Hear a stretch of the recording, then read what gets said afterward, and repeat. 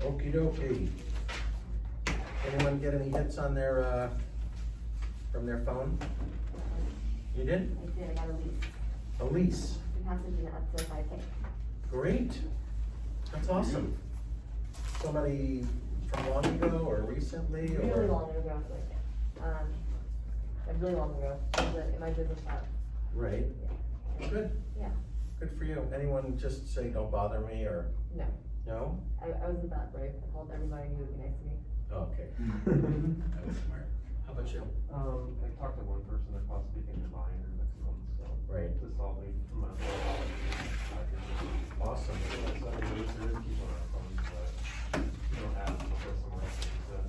Or they're just gonna be like, well, you know, I'll drive around myself and maybe the listing agent will wanna work with Well, me. actually, they went on Zillow and they were trying to just contact, what they went themselves, so we don't ask for it, we'll just go there. Right. Yeah, so, we ended up working out better. Awesome. How about you, Rob? I got 3 emails. 3? Yeah. Wow. I reached out to 6 people I think I sent text to. Yep. 2 just sent back an email, said, hey, you're doing good, and that's it. 1, we kinda got in a conversation, you know, he owns a house, wants to buy that little, but probably like in 4 or 5 years, he's saying. Okay. And then, 3 no responses. Right. One I just did today, so. You know, just who knows? remember, it's totally a numbers game. Right, Okay, it's a total numbers game. I'm not expecting you to get them all. yeah. But if you can get, you know, a lease and then, there's a I lot was of doing times. a little, I was doing a little, text prospecting, one of my old regulars, Right, and I hit him up earlier yesterday. And I woke up this morning, he texted me like 11 o'clock at night, wow, you know, and I know he's wealthy, uh-huh. and he always talks about Buying something. finding him something, but he never really will go into details of what he's looking for, but I'm gonna try to get him to, Right. you know, if you're really serious, so Mm-hmm. you know, that kind of went that route. I Okay. texted him back this morning, I haven't heard from him, so. Cool. Jeremy? I sent out 5. I received 5 responses. You got 5 back Yeah. and? Just a lot of, kind of good to know for the future type thing. Okay. Yeah. Good, good. I contacted 3 people in total. One of them told me he sold one of his houses in Breton de Beach like 60 days ago. He wished I contacted him like a little earlier. 1 no response, and the other one is a seller in Van Nuys. Mm-hmm. That I've been contacting for a while, but I ran a title report, and it seems like he's not the owner. So it's a very strange situation. What do you mean he's not the owner? Well, I asked his name, you know, because it was in my farm, and he said my name is Alfonso. Yeah. And he looked like Latina. Then I look at the title, and it says the guy's name is Willard. So it's very strange, and the guy is adamant that he's the owner. So I. Be careful. Then that's what I'm. Yeah, just be careful. All right, so that's a big step in the right direction to start to really lead generate. So you all have started on the right foot on lead generating. You gotta do it on a regular basis, okay? You just do. And, you know, as you get more acclimated and you pick out your farm, or you start to really get into working your sphere, you're gonna find out that more and more people say, hey, you know what, I just talked to Sharon Ross and she's an agent now. You know, and if you're not working with, she's terrific, or, you know, or Bonnie is just, she knows that area. I would work, you know. People are gonna just gravitate to people they like. They just do, okay? Investors are a little different. I'll tell you that right up front. Investors are different because it's a money play more than an emotional thing. Investors aren't, you know, they're not emotional when they get it. If they get it, they get it. If they don't, they don't. but in the back of their mind, they're like, damn, I really want that property. But they're not like a family that's saying, God, we're gonna live here. Investors look at property strictly as dollar bills, dollar signs, okay? So you gotta differentiate that as you're going along. So we're gonna get into a little bit today about CMAs. God, I'm being taped and this is the worst. So, I don't use a CMA. I don't use the fancy version in the MLS. Okay, so as I promised, if you guys wanna pass these around, I have both single-family homes and my new developments. And the first thing that you're gonna notice in there on the comparative market analysis is I have the real live comps, but the full agent version. Because the CMA, it's pretty, it's cute, but it's short. It's like one paragraph, you know, there's like 6 or 7 properties on a single page. We'll just pass them around, okay? But you'll see as you look through it, when you start to get into how do I comp things out, I think that the more information you give a client, especially a seller, the more it allows you to have a real serious conversation on values and pricing. Because if you're giving them the agent version, which is 2 to 3 pages, versus a CMA, which is just that, I'll take my shot, even though it's not the prettiest version. But a lot of times the client will look and go, God, I've never seen this before. I said, well, this is what we as agents look at. And this is why I think your house is $699 versus $799. You know, these other homes here have pools. They've been completely remodeled recently. All copper plumbing, a brand new roof, all upgraded electric, okay? You don't get that in that little broken down CMA version, which doesn't do that. So that's really, really the biggest thing when you start to look and you get your head in the game, because it's all about pricing. You're gonna be talking about how the market works, right? You're gonna be talking about local market conditions, because if you're trying to get a listing in Tarzana, you're not gonna be showing them comps in Northridge. And then that also allows you to get into the real pricing criteria. And like I said to you on Wednesday, everyone thinks their house is the best, everyone thinks their house is different. So when we start talking about how the market works, okay, we are really focused in on the market dynamics and the determination of value, okay? So when you start talking about the dynamics, you're talking about how many properties are traded out there. You know, is it a hot market? Is it a hot location? Remember, location, location, location. And it's up to us to make sure that we can really determine the value and give the seller an honest feel. And that's why I like to give that agent version. Yeah, I know there's some private information in there sometimes, but you know, maybe a house has been reduced to sell because it's a divorce, or you know, guy lost his job. Okay, we saw a lot of that, you know, when the market was down, you know, 10 years ago. And you know, a lot of it was self-inflicted, but it's up to you to really determine how you're gonna set the value when you try and sell it. Here's the thing, if you're on a listing appointment and the seller goes to me and they look through everything, okay, so what are you recommending listing my house at? $659? That's not very confident. You've got to have your head in the game and be able to show why you're gonna determine it like that, because remember, your initial negotiation on the give and take, or the tug of war, is between you and the seller. And the seller's gonna tell you that he thinks it's worth $1 million, and you're gonna tell him it's worth 700. And the exact thing I'm going through, I told you about the house I have in Sherman Oaks, south of the Boulevard, and he said to me, he goes, there's no action again. And I said, well, this is the feedback that the buyer's agent gave me.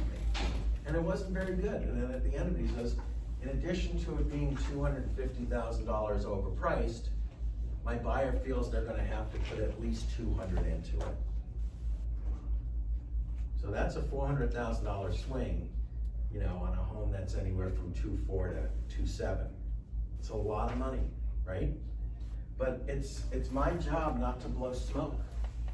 And I've now had 3 different conversations with Brian, and you know, this is the guy that was telling me I need more night drone photos in the MLS, because night drone photos are definitely gonna attract 20, 30 buyers in a single day that are gonna wanna see it because of a night photo.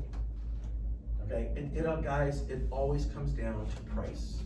And that's the backbone, by the way, of your CMA, okay? Because you're gonna try and give as much like for like as out there. Don't do apples and oranges, don't. If it's apples, stay with apples. If it's oranges, stay with oranges. What's up to you though is, if it's a fixer, you might wanna throw in a totally remodeled home as one, just to be able to say, if your home looked like this is what you could get. But these other 4 are what we're looking at. You know, that's why a lot of times when you look in the MLS, you know, everyone always starts off with totally remodeled or complete redo, and then you have the other one. First time on the market in 45 years, charming, traditional, handyman special, contractors, developers, investors, come one, come all. So you're gonna know right away on that. And that's a lot of things that you'll have to do with. And I'm just talking about on the regular part of the business, okay? But again, it's since it's one of the big 4 that we talked about before, you know, getting married, having a kid, buying a home, or getting divorced, you have to really be able to put your head on and say, how emotional are they? Okay, it's also up to you to read that client. And I don't mean to read them a book. You've got to be able to read them. Are they telling you the truth? Are they BSing you? You know, are they a good poker player? You know, can you read what they're really thinking? You know, well, I'm gonna convince them I'm not gonna take a penny less than $1.5 million because I just don't need to sell it. You know, like the last text I got from that client, I was just talking, well, maybe I'll just keep it and rent it. Really? Moving down to Corona Del Mar and you're gonna keep a house in Sherman Oaks? That's at the point where it's gonna start to need deferred maintenance. That's the last thing that somebody wants to do, okay? Well, you know, I think the homes, what you think sometimes doesn't matter, because the last time I looked, the seller is not the one that's buying it. And you know, it takes 2 people, a buyer and a seller, to match. Okay, not a buyer and an agent or a seller and agent. Every transaction needs a buyer and a seller. And what you might think as the seller is the value, okay, the buyer is only gonna pay what they think they are. You know, and forget about, well, you know, plus it still has to appraise. We're not even there yet, guys. We're just trying to get this thing launched. So that way, you know, when we start looking, and you have local market conditions, right? What's the first thing you're gonna look at? Local inventory. How many homes are they gonna be up against? That are, you know, I mean, you start looking, and I will tell you this, if you wanna do an exercise over the weekend, look at how saturated the market is south of the boulevard in Sherman Oaks. From Sepulveda to, where do we wanna look? Dixie, Woodman, go to Woodman even, just stop at Woodman, go south of the boulevard only. Okay, there's probably 30 homes that are anywhere from $1.8 million to $6 or $7 million. A lot to choose from, you know? And you know that the styles are cyclical. We all know that. You know, the hottest thing, the biggest rage, when I first got in the business was a med, right? Everyone was Mediterranean. And then from Mediterranean, we went to what? We went to Spanish. And then we kind of got stuff where it got back to traditional. Okay, there are a lot of one-stories being built. Okay, and then came the modern craze.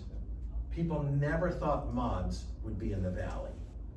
And when you drive, it doesn't matter what neighborhood or area you're in now, there's mods everywhere. And then the mods kind of went like that, and then what took over? Cape Cod.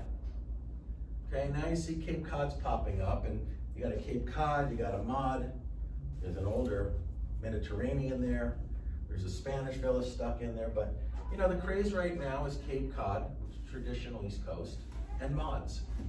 You know, so it's kind of gone from slanted roofs and you know, vaulted eaves on Cape Cods to square boxes for moderns with a lot of glass. That's all that's being built now. No one's building ranches anymore. You know, so you got to remember that. Then you're going to start looking and saying, gosh, how many days are they on the market? What do they think of it? Okay, so if something is sitting on the market and the seller's saying, I have the greatest house, but you're not getting any showings or any calls, what is the first thing that's going to tell you? And it's not a drone photo at night. Price. There's stuff out there to look at to compare it to. Okay? The next one I'm going to try and tell you guys to avoid trying to get involved with initially, and that's this whole price per square foot. Okay? Developers like to do that. I don't sell that way, because I'm not going to look and go, so what's your price range? $675 a foot. No, that's not what I asked her. What's your price range? $679 a foot. Okay? Stay focused on the price point. That price per square foot, you know, I think my home is worth $1,000 a foot, and I want to win the lottery. Okay? Keep that in mind. You're going to also have to be up on to make sure that you understand the changing in the local landscape. You know, are they adding a new school? Is there a new big business going in? Or, you know, like when the Westfield developed the Village, okay? That was a huge pop for that whole Warner Center and West Hills. Okay, and even the easier part of Canoga Park there, because there was just so much activity going on and on it, okay? But it always comes back down to pricing criteria. And again, location, location, location is the first thing that we always focus in on. Then you gotta look at size, okay? And when you're doing it, because I'll get around to this in a second on how I do it, you know, when you start looking at the size and you're trying to price things out, and if you're with a seller and they have an 1,800 square foot house, don't let him say, well, look at the house up the street for $2 million. Yeah, and then you look and it's 3,000 square feet.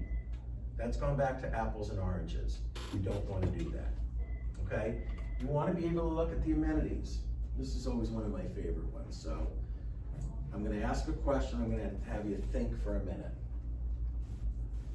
Ready? How much is a pool worth? Don't answer yet, think. How much is a pool worth? Not to build. How much? That's exactly what I was gonna ask. I knew you were.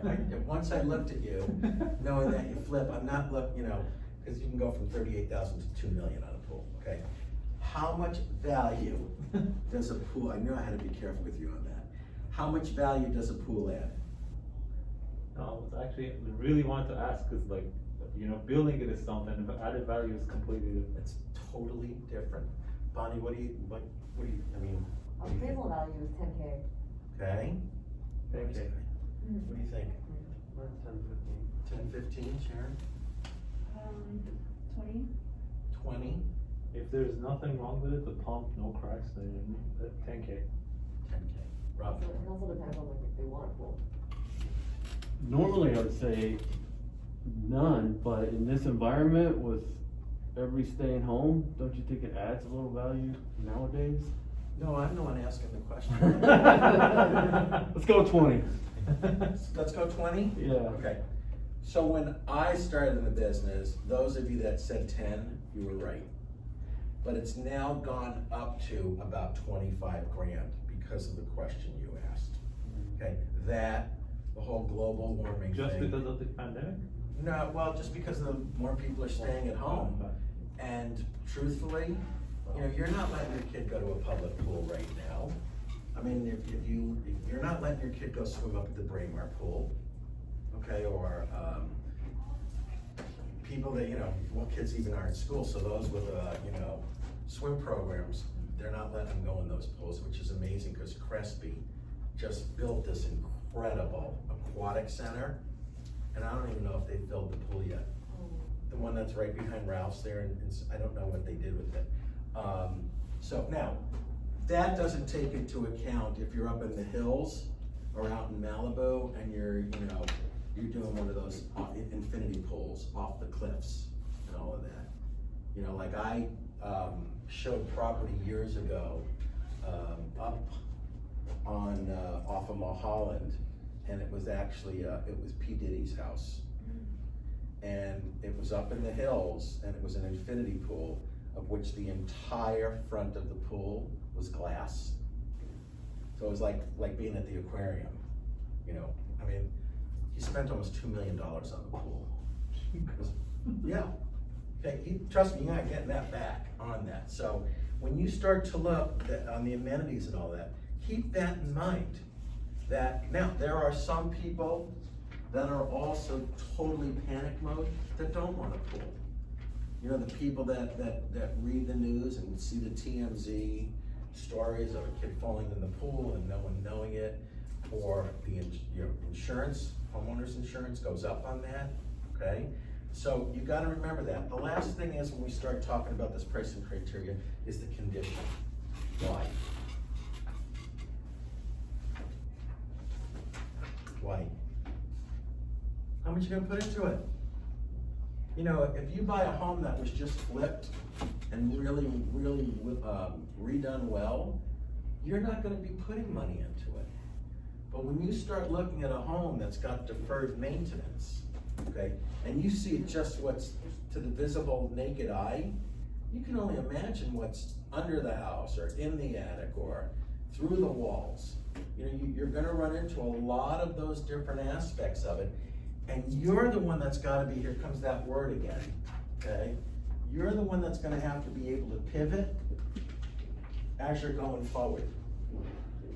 Because your client, or Mr. Seller wannabe, is gonna be the first one that's gonna be all over you saying, but what about this? I just talked to a friend, and somebody I do a lot of business with, and he's thinking about selling one of his homes in Sherman Oaks.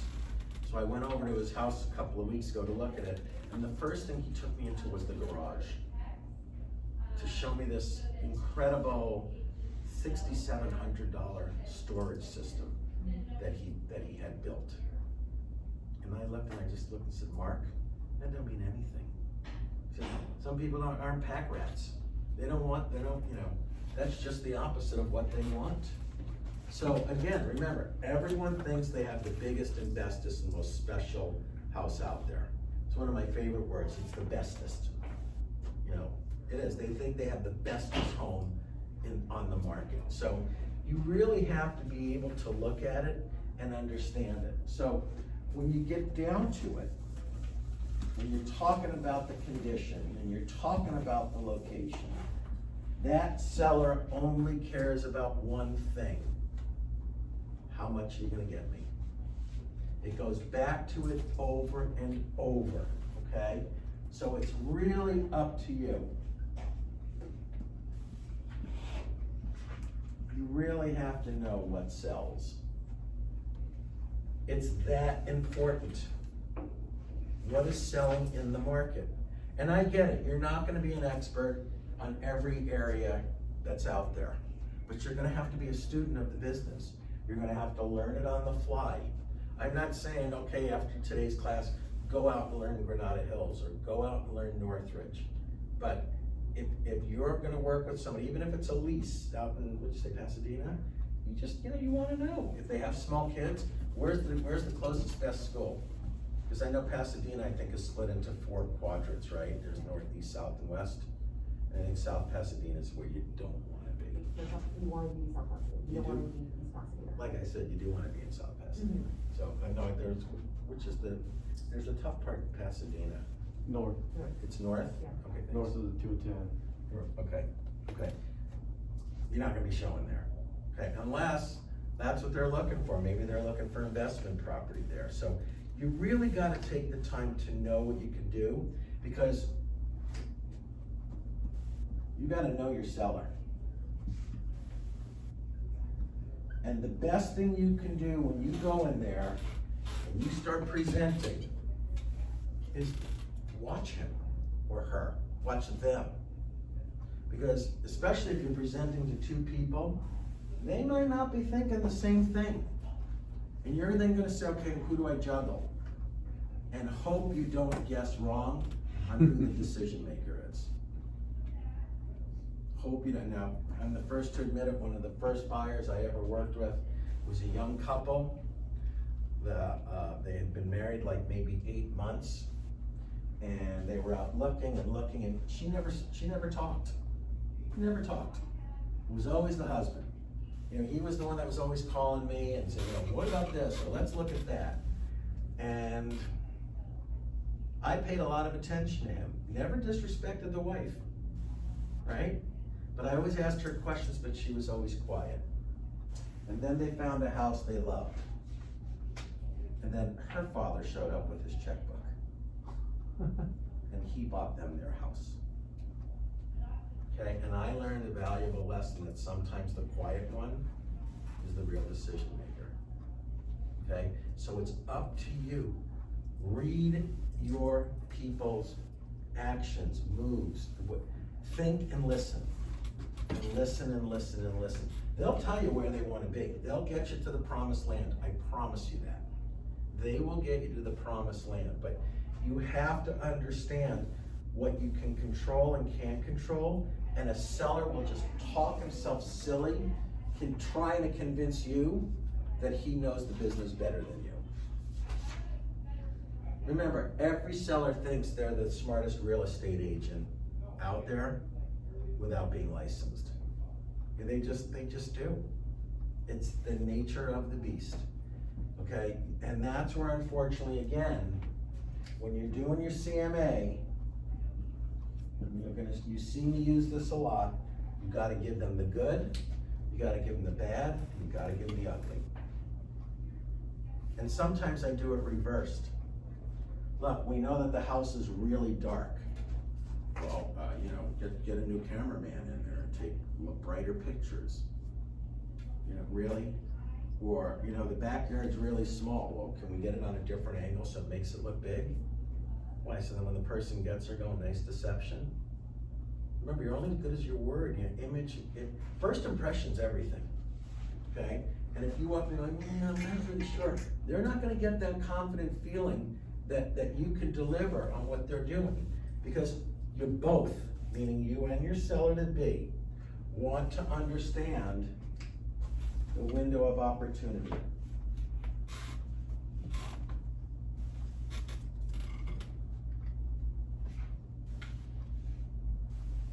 Why? Why? Because the first couple days, couple weeks on the market is when it's supposed to be. And if you come out too high and then start cutting prices, then what? People think something's wrong with the house. Something's wrong with it, or it's also possible that they might actually think this is gonna be the easiest seller to be in escrow with. And that's what I did here on the first couple of showings I had on the house that I have on the market, that he started off $300,000 over where I wanted to be. You know, if this is where his ego is, one of the agents who I know said, he's gonna be a disaster in escrow. And this is the one who's telling me I need to take night drone photos, because that'll get everyone in there, okay? So you gotta be able to reflect on market movement.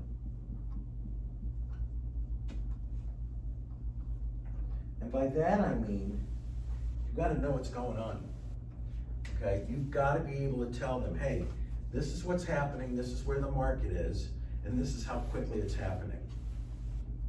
You know, you should be able to say, look, you know, the homes that are in the 2 million range, they're averaging about 60 to 80 days on the market. The homes that are at the 1.5 million range, they're flying out the door. And the homes that are in the million range, they're going into multiples within hours of hitting the market. That's our job. We have to be able to look, to be able to reflect, and to be able to set standards on, let me tell you what's going on out there so that there's no surprises. And you're gonna, trust me, you're gonna get resistance. It's just, it is what it is, okay? We're not in a declining market right now, but you are seeing a lot of price reductions. Why? The pricing. Overpriced, Overpriced? elections? There was a lot of limited inventory. So sellers thought, you know, you can always come down, but they really got aggressive, really, really aggressive. And you know, they caught on because they you know, they watch TV. You know, well, it says there I should be able to get $1,200 a foot. People don't buy homes by foot, they buy them by price. And that's where your CMA is. Now, when you're doing your CMA, yes, it does say what something sold for as price per square foot, but the seller's eye is looking at that price point. He's looking at what was the price to do that, okay? And you gotta be honest, guys. Don't BS a BSer, if you know what I mean, okay? If you're gonna tell people what you think they want to hear, you're not gonna be successful. You're gonna fail, okay? Because they're gonna be the first ones to say to you, you told me I could get $1 million. Well, but I showed you all the comps and they were in the 750 range. But you told me I could get $1 million. Is it, what, you wanted to sign up? Was, you know, so now you're telling me 2 days after listing it, I have to drop it to 600,000? And you get that, okay? Because the seller is never wrong, ever. It's always us agents that put something in their mind or head to try and move it forward, okay? And quite honestly, that stinks. But that is how it goes. They're never wrong. They never accept responsibility. And it's always like, well, you told me I could. Coulda, shoulda, woulda. You know, you get stuck in that. And you've got to be able to tell them about the local conditions. You got to tell them if there's something wrong with the house. You know, you walk in, you're a smoker.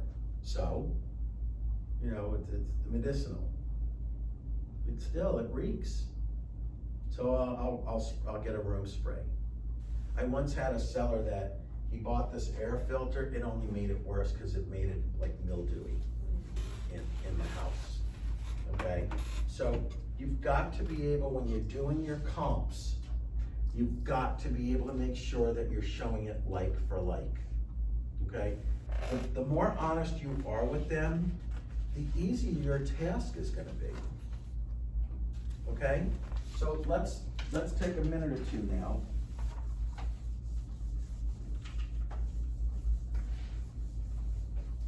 And let's talk about some strategies on pricing. Take like 2 or 3 minutes and write down 2 things that you think are going to be most important when it comes to pricing. Take a couple of minutes.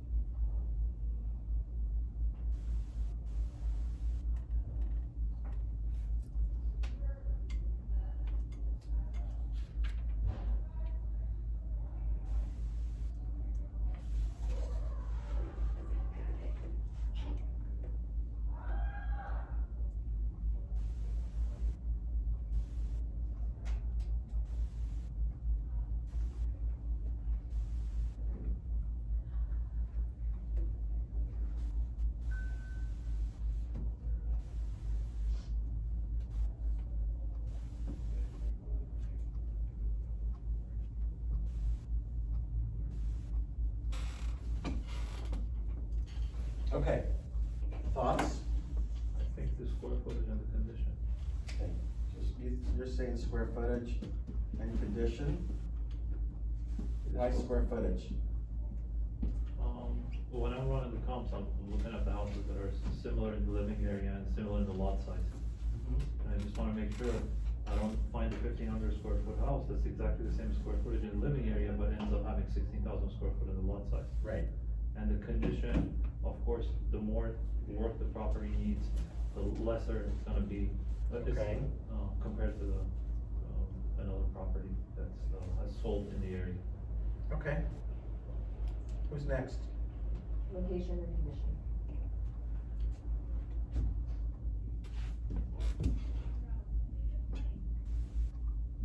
Why location? It's a good one. The most important thing about real estate, where it's located. Okay. And what if somebody were to say, yeah, I'm not sold on that, you know, I hear there's a lot of crime there, You show them the crime map. Look it up. okay? I live south of the boulevard in Tarzana. There for a while, we were crime capital of the valley for auto break-ins. Wow. Yeah, I'll just My digress car for a was second. stolen there, yeah, I know. Does anyone know why? You guys all know Tarzana South, but does anyone know why? Accessibility to freeway. Reseda, Van Alden, Tampa. A lot of break-ins, a lot of car thefts. Once they get on the freeway, they're home, they're gone. So, yeah. Your dad's car, or That was mine, actually, yours? right on Baldwin. Alrighty, okay, who's next? Said location, Rob? amenities, features of the house, okay? Like a pool, for instance, whether or not it has AC or an, you know, tennis court, Okay, yeah. what was your other one? Air conditioning, like. So that's amenities. Oh, yeah, she said location, right? You can say it too. Location. Okay, you touched on something, let's talk about amenities. Most of the older homes that were, let's talk about Encino Park. Everyone knows where that is? North of the boulevard, north of Burbank, from Louise to Lindley, south of Oxnard. Okay, it's one of my farms. There were 3 different style homes built in the 40s back there. 602 feet, 607 feet, and 609 feet. They were all VA homes. They were all, you know, you could buy them for $31,000 with $200 down. Okay, none of them had air conditioning. It's in the heart of the valley. It used to be the old orange groves. So, kind of hard to sell a home in the valley these days if it doesn't have central air, right? If it has a swamp cooler, you know, and I'm throwing different things out to you, you can look it up, what they are. And again, you know, a lot of them didn't even have central air, central heat. You had a furnace that was, you know, forced air and came out on those raised foundations. So you start looking around and you're like, how's the system? Or if you start looking and saying, God, you know, the air conditioning system's old, you know, that can be expensive. Or if you have to add it, and you have to add an ducting system on it, that can get to be expensive. All right, who else? Who hasn't gone yet? I just said location and upgrades. Okay, location. Give me some examples of upgrades. Plumbing. Kitchen, Oh, you're talking like a remodel. it could be 3-room, Okay. What else? bathroom. Anything else? Maybe? Plumbing, room. Yeah. Efficiency, Big thing these days, you know, people are changing out their recessed lights for low voltage. The bulbs last, seems like forever, and it doesn't suck your energy bill dry. And considering how warm it's been with your AC running a lot, you know, and they're just, LADWP is just gouging people. You have to take that into consideration, okay? Who else? I'm actually looking for a house, and the things I look for is location first. Amenities, Okay. like efficiency, solar, that's really strikes a chord with me. Okay, The size and what upgrades the home has. so let's talk about location, okay? Why does that play a key role for you? Cause now I get to live where I wanna live. Okay, Yeah, and some of the factors on that would be, I don't have to, well, I want it close to certain things, like not too far from the beach and not too close to Central Valley, and, now I don't have to worry about school districts and, right, Yeah. that's a good thing. so I've been looking at different Okay, than I usually have in the past. and when you start looking, I guess my question to you, since you are actively looking, do you start to jumble around your priorities depending sometimes? Or are you pretty stuck on your priorities in a specific order? Like a must-have versus an okay-have versus, well, if it doesn't, I can live without it. There's a couple of musts and there's a couple of it's okay, you know, we can live without that or what have you. Okay, okay. So let's talk about this whole CMA thing now, okay? I want you to be able to do it on what you're comfortable. I don't care what form, what variation you use. Like, I'm comfortable using the agent full form, because it allows me to talk in depth. Well, this house got a new roof, and this house got all new plumbing and all upgraded electric, blah, blah, blah, and you don't. Well, how do you know that? Because I'm looking on the paperwork, and in the agent form, it's really descriptive versus that little 2 to 3 sentences on the fancy CMA. Okay, some people are into the whole presentation, where I think more along the lines these days, sellers wanna really hear, they want the meat and potatoes. They wanna really know, give me specifics so I can line them up and not like that. Because like I said the other day, when you're talking to a client and they want to live in West Hills, don't show them Granada Hills. Well, it's hills, so doesn't that work? No, keep them in the areas they want. Don't also try and guess and tell them what you think they might like. It's their money. They're the ones that are gonna live there. So when you start to search and you're doing your selects and you're doing your decides, review it. And to make sure that you're doing like for like. And make sure that you are really staying very closely in that area. Because the first thing and only thing that seller cares about again is price. Everything else that you're gonna talk to them about is secondary. So what I recommend when you do your CMA/listing presentation, don't lead in with the price you're recommending. Because they're gonna ask 2 things of you during that conversation. And those 2 questions are what? Can I get more? How much is it gonna sell for? Okay, can you get more? How much is it gonna sell for? Get more. The 2 questions they're gonna ask are, what do you think you'd list it at? And what's your commission? They go back to back, all about dollars and cents. Well, you're devaluing my home and you want 6% then on top of it? Here, why don't I just give you a blank check? You're gonna hear people like that, because that's what they're gonna wanna talk about. And there are agents out there that will kind of listen to the conversation and tell a seller what they think they want to hear.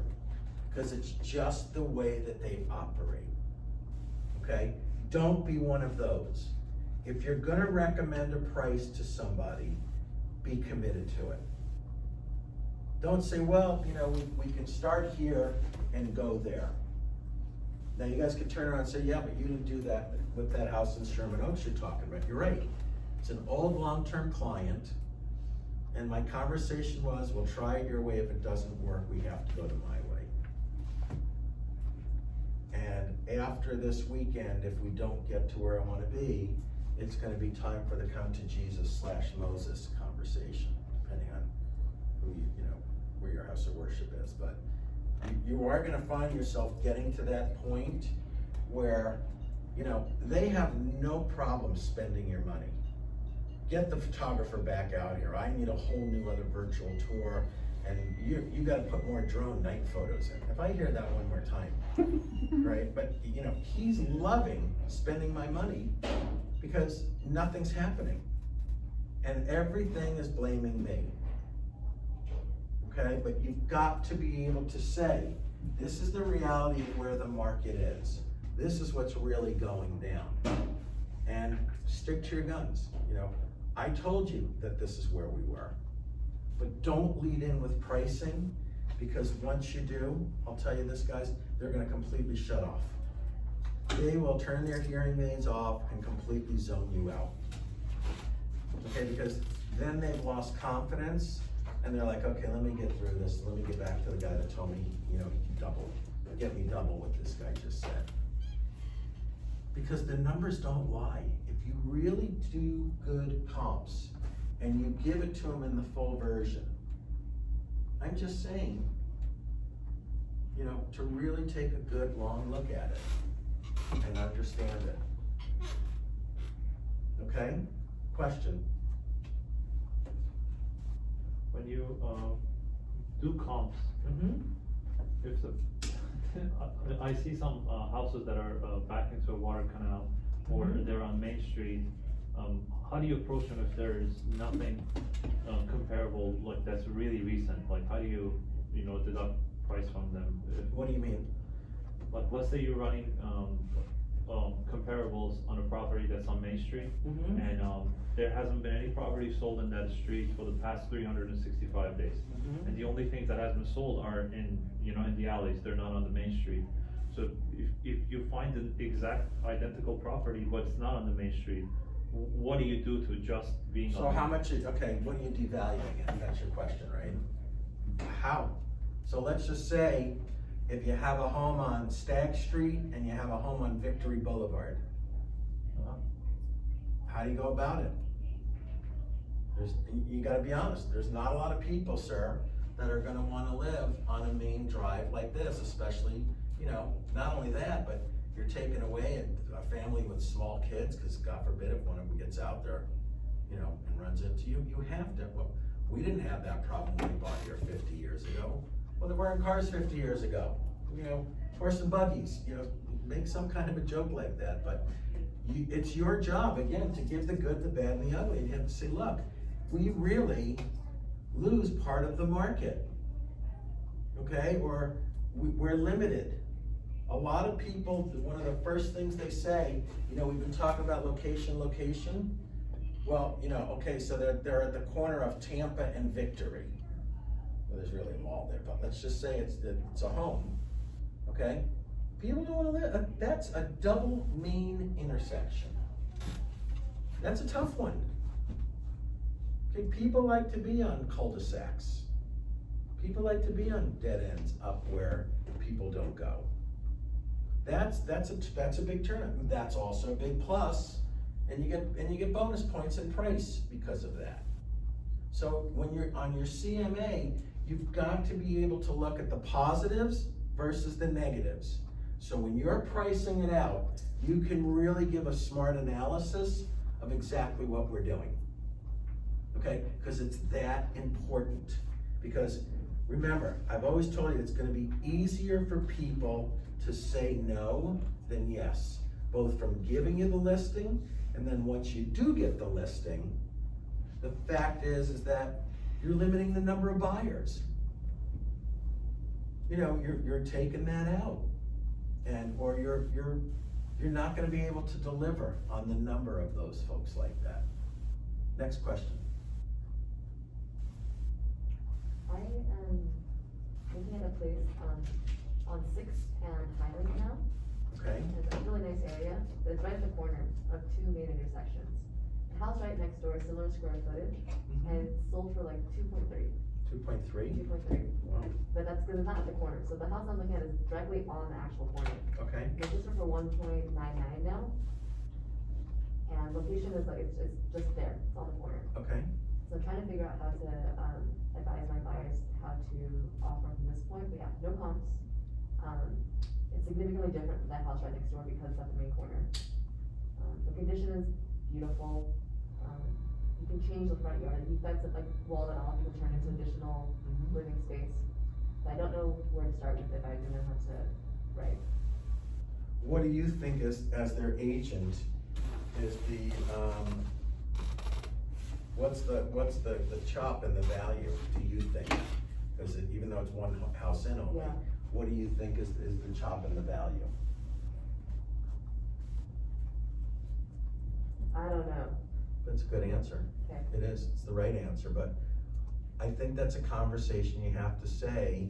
So if the one next door is 2.4, is that what you said? 2.2, and then $1 million, 199. so 2, Yeah. let's just say 2. So is there a $200,000 difference from being one house in? Yeah. Yes? Yeah. Why? Because of street noise and proximity to streetlights. Okay, guess what? It's not gonna go away. Yeah, exactly. It's not gonna go away. So, you know, that could be the kind of thing, as much as they love the house, that traffic's not going away. Yeah. Okay, I mean, when I first moved out here, I lived in Brentwood on Barrington in between Sunset and Montana, okay? And, it was noisy, because Barrington was very noisy. And I just remember when the riots hit and there was the curfew, it was the greatest neighborhood in the world. It was, and I'm a New Yorker, so I didn't mind the noise, but it was loud.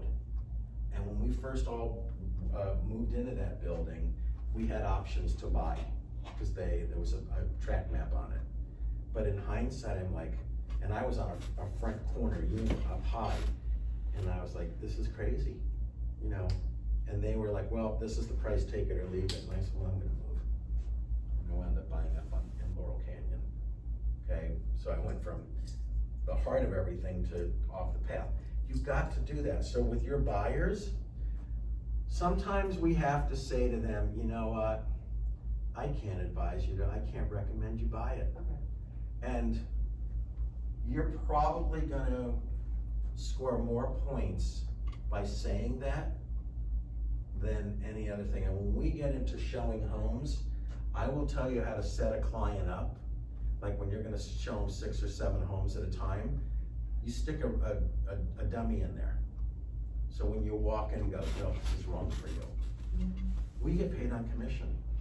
Can you imagine walking in and telling your client this is not the house for you? Oh my God, thank you so much, it's so nice of you. You know, I know you're working so hard. And I'm talking like, you know, a couple of $100 grand. You're talking 2 million. Yeah. That traffic's not gonna go away, and possibly when COVID's over, it's gonna be worse. You know, and we're gonna take a break here, but think about that. When COVID first hit, everyone loved driving because there was no traffic. Now you get on the freeway again and you're in bumper to bumper. You know, so that's like a CMA2 in its own way, traffic. Okay, any other questions? All right, let's take a couple of minute break and then we'll get on to 6, and that will put us at the halfway point. Okay? Take a few.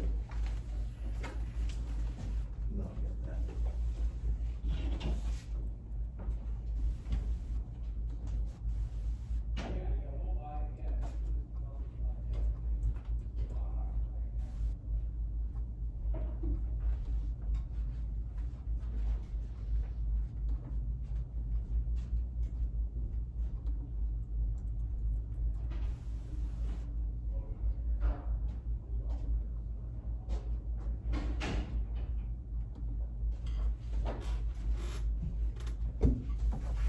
Thanks.